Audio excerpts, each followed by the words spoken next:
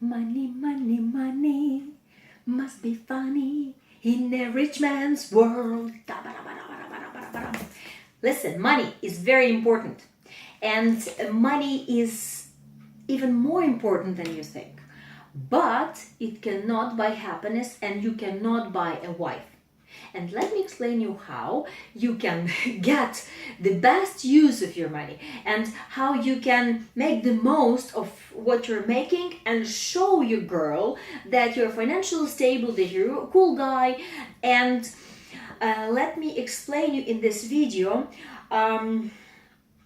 what is actually going on when it comes to money. I've made myself a little list, so I'm sorry, I'm going to check with my list because I need to make sure I do not miss anything. So number one thing is a good news. A married man makes more money. It's true.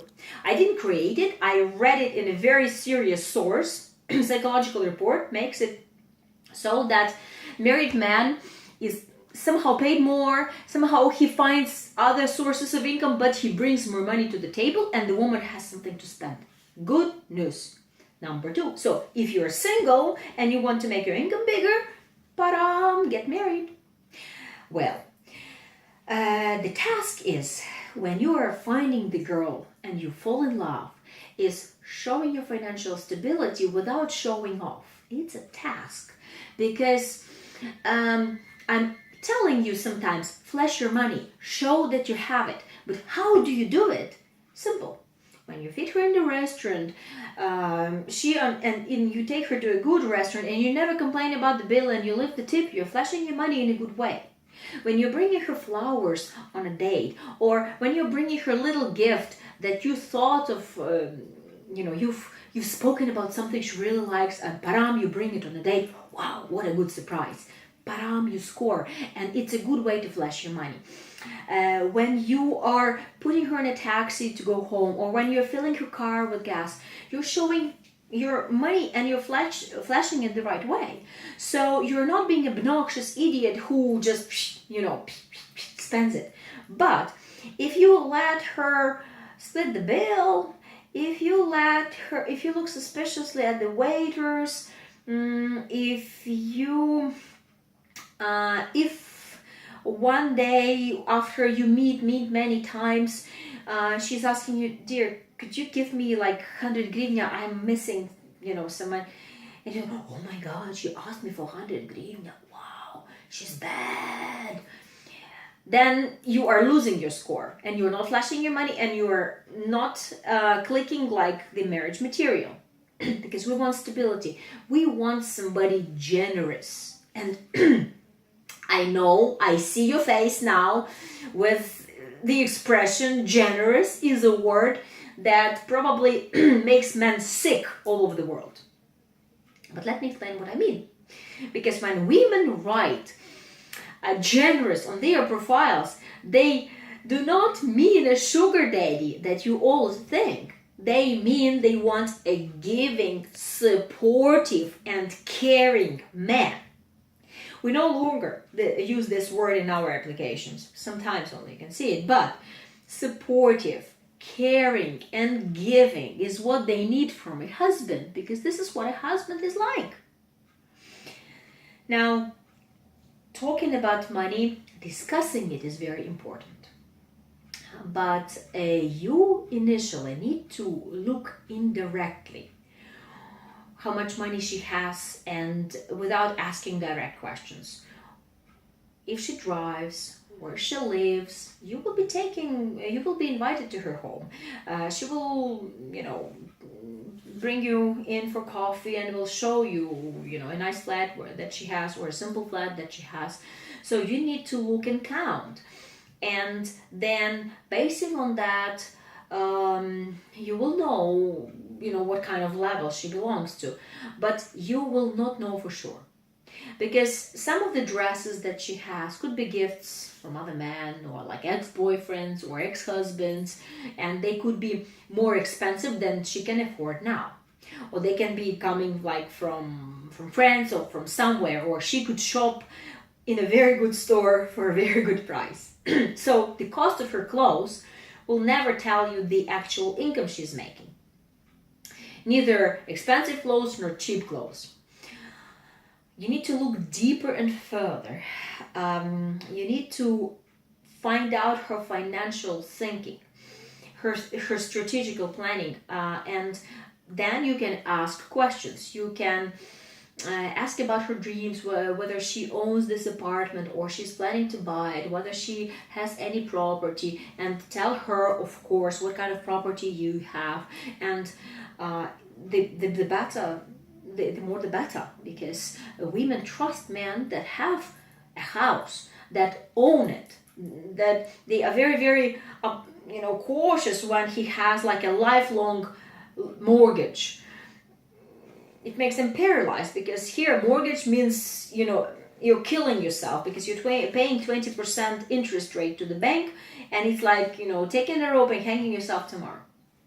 So different things when it comes to finances are here. And step by step, you will come to the point that you will be asking her how much she makes. And do not be afraid to ask it, but ask it only when you see that this woman is a marriage potential for you, when you see some future in her eyes, and when you are planning to support her financially. Yes. Eventually you will have to do that, because when you decide to move forward, she will have to leave her job, at least for a couple of months, or maybe longer, depends. And it will be important and necessary for her to have some means to live on, and this is what you would have to send her. But there's a very good rule that I would like to recommend you to use. Add $100 to whatever amount she's asking you for. And this is being generous, this is being giving, and this is understanding the female nature. Because when a good woman, a smart woman, is going somewhere to buy something, she will not only buy one thing, but she will see like tons of other things she needs for herself, for her family, for her man. And if she has this extra something, then she understands she's safe. He cares about her. He predicts that maybe she sees a new pair of shoes that she been longing for like for such a long time. So she has some extra, so she's not going to suffer. This is marriage mentality. This is husband mentality. Not a boyfriend, not a short-term relationship mentality. And she understands that, and she chooses that kind of man. And you are now thinking that you are going to buy love, right? If you're sending her money, if you're providing for her, you are buying her, right? No. You're not going to buy this woman, because she wants more than your money. Yes. She wants absolutely more than the money that you're giving her. If she's choosing you for a husband, she will see whether you are observing her life and see what kind of problems she has, and if you are solving those problems. She's going to check whether you are sharing your wisdom with her, your intellect, your common sense, your life experience. And you talk, and if she tells you some situations, if you give her advice, that is a husband material thing.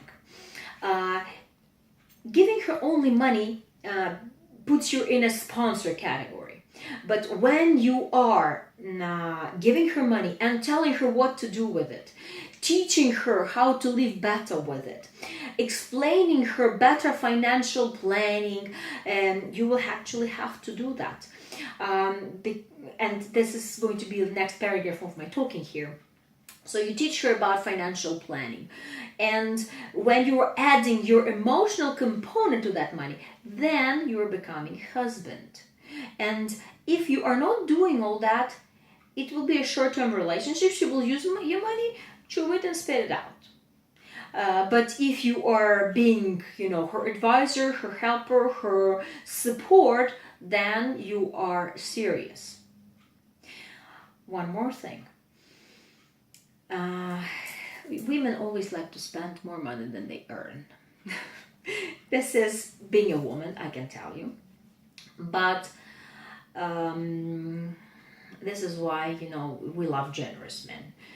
And it's without being a user. It's just being a woman, understanding that we will enjoy it. We can have fun with it.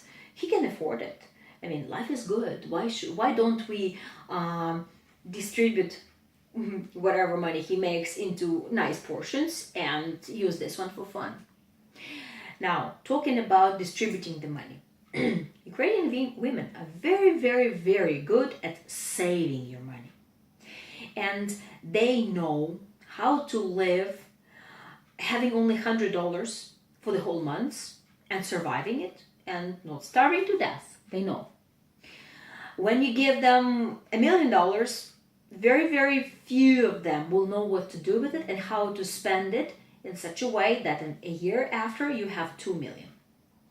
This is rare. I think it's rare all over the world. But what I'm trying to say is that financial planning isn't such a big part of our life. We are more intuitive. We are more impulsive when it comes to money.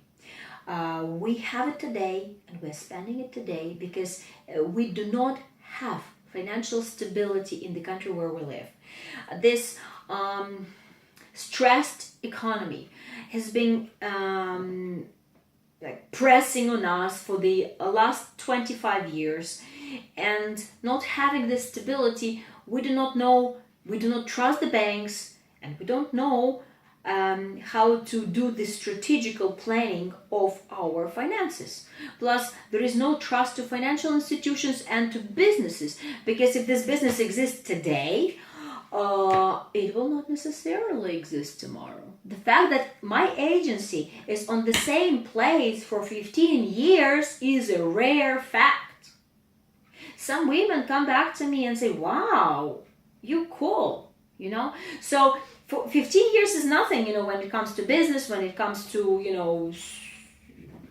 inheritance and things like this. But for our country, it's very, very cool. So you need to teach her strategical financial planning, and without being cheap and without being very, very Scroogey. But you need to explain things that you were sucking with the mom's milk, when you were a child. You are taught these things from your very childhood, from the kindergartens, the financial planning, the finances, attitude about money, that money comes the way it comes, and you are making smart use of it. Here we do not always make smart use of it. We sometimes make impulsive use of it, right? It's a very, very long subject. I can talk hours about it, but the point is that some of the women are even making, she will buy $300 boots when she's making only $200. Where does she take another 100? Yeah, her dad lends her, or she saves it from previous months. But this is very, very irrational.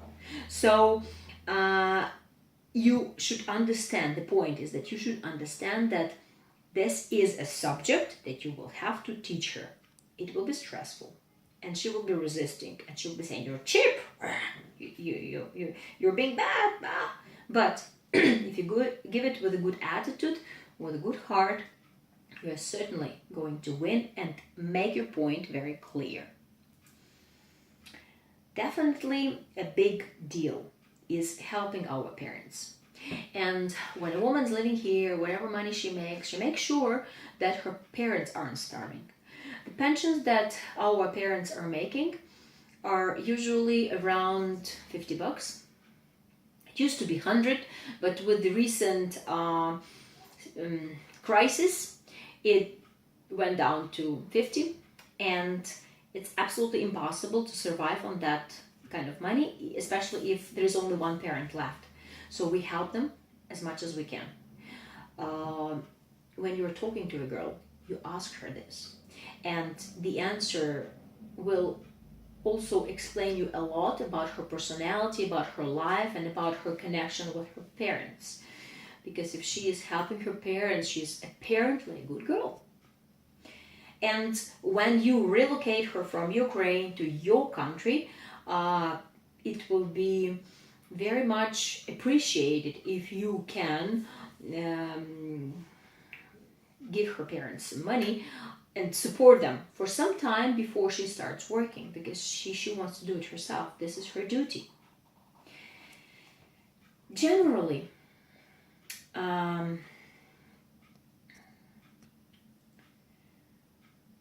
you are going to be struggling with the money matter.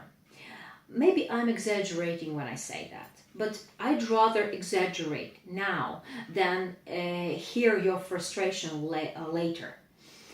You should understand what you're dealing with. I will repeat. A depressive economy for the last 25 years,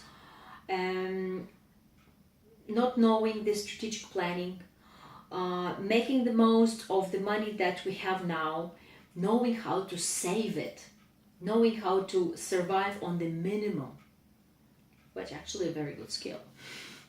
And definitely the answer that many men really need to hear is that she's not going to leave you if you lose your income, if you lose the money that you have, or if you have a crisis in your job, or you're between the jobs and you don't have money.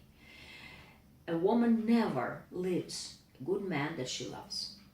But if this man becomes unhappy, ugly, when he shouts at her, when he screams, when he gets stressed over these things and he pushes her away, and he changes from a good personality when he has money to a bad personality when he doesn't have it, and well, apparently a woman won't be resisting it. She will leave. Not because you don't have money, but because you're turning into an animal when you are not earning your money. She will try to, support you as much as she can. She will try to blow this initiative into you again. She will try to give you hope again. But it's actually your job to get this hope back again, and stop being an animal, stop being a disaster when you are stressed. And surviving together, surviving bad times together means a lot too. So be ready to speak about money with a person that you choose to be your future girl, that you're really serious about. Do not be afraid. Nobody's going to scam you just because you talk about it. The good girls that I'm introducing you to are not looking for your money. They are looking for everything. They want it all. They want more than your money. So talk about it, discuss it, see the gaps that she is missing, and fill them in. Fill them in, help her. And you will be the best husband, you will have the best family you've ever dreamt of, and your wife will be the most reliable woman you've ever been with. Definitely, I can say that. I see a lot of couples like this, and they all do it. And you can do it too. Bye-bye.